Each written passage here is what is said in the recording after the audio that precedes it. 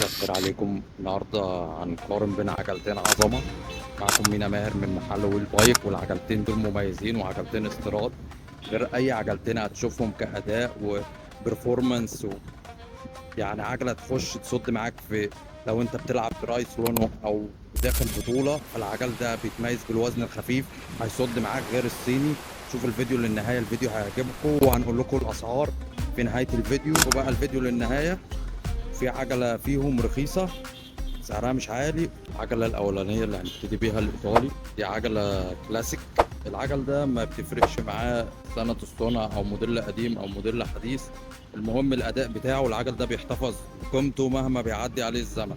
اول حاجه الفريم بتاع العجله دي الومنيوم، السبيكه بتاعته عاليه، وزنها خفيف جدا، في تعديلات عاليه هنا زي الشغل هنا الفن دي. التيش ده بيتميز بالوزن خفيف جدا وسعره مش رخيص، سعره غالي، ده تعديل مش اوريجينال.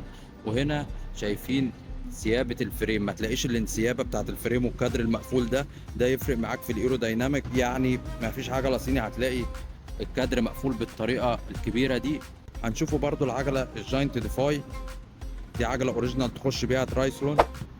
انا عارف ان انت عاوز تشترك في القناة، ما تنساش واضغط على اللايك واشترك عشان تدعمني، واكتب لي تعليقاتك عشان لو في عايزين تشوفوا اي حاجه. والعجله الروك رايدر اللي عملنا عليها الفيديو اللي فات المميزه جدا، اول ما عرضناها اتباعت الحمد لله، كانت عجله مميزه. ارجعوا شوفوا الفيديو. الجاينت ديفاي دي الموديل بتاعها احدث شويه عن الجويس، بس انا لو انا هشتري الجويس طبعا، عشان هتفرق معايا. انا بحب الحاجات الايطالي، مش تفرقش معايا موديل قديم او حديث. كان عندي عجله زمان ايطالي، هبقى اوريكم صورتها، كانت موديل تمانينات، ادائها احسن من اي عجله جالاكسي ولا عجله فونكس.